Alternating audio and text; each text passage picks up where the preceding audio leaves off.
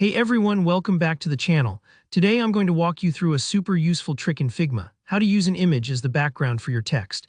If you've ever wondered how designers get that cool effect where photos show through letters, kind of like the text itself is filled with an image, you're in exactly the right place. By the end of this quick tutorial, you'll know how to pull off this eye-catching effect, even if you're brand new to Figma.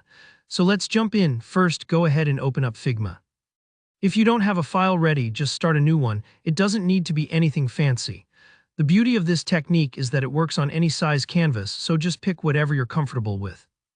Now for this effect, we need a background image. Maybe it's a photo you love, a textured background, or even a stock image you grabbed online. Place that image onto your canvas by either dragging and dropping or using the Place Image option in Figma. Alright, with your background image in place, it's time to add some text. Click on the text tool on the left toolbar, it usually looks like a little T, and draw out a text box anywhere on your image. Go ahead and type whatever you want to showcase.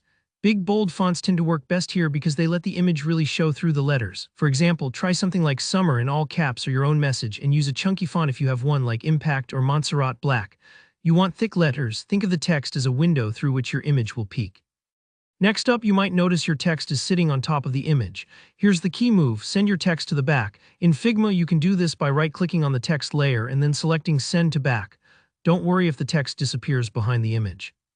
That's exactly what we want for the next step. The image should now be sitting above the text layer in your Layers panel.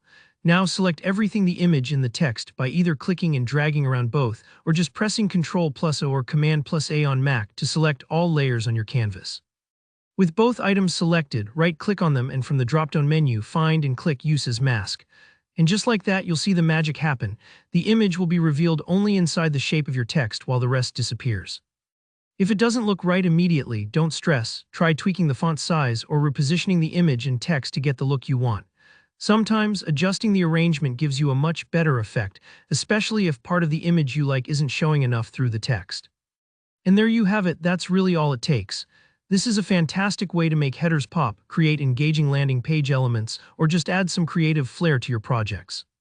Remember, you can move either the image or the text later if you want to change what part of the image shows through the letters. Play around and see what catches your eye. If these steps felt fast, don't worry, just try it a couple of times and you'll get the hang of it super quickly. And if you run into any issues or have more questions about Figma tricks, let me know in the comments below. I'm always happy to help. Don't forget to like this video if it helped, and subscribe for more beginner-friendly UI/UX tutorials just like this. Thanks for watching, and I'll see you in the next one.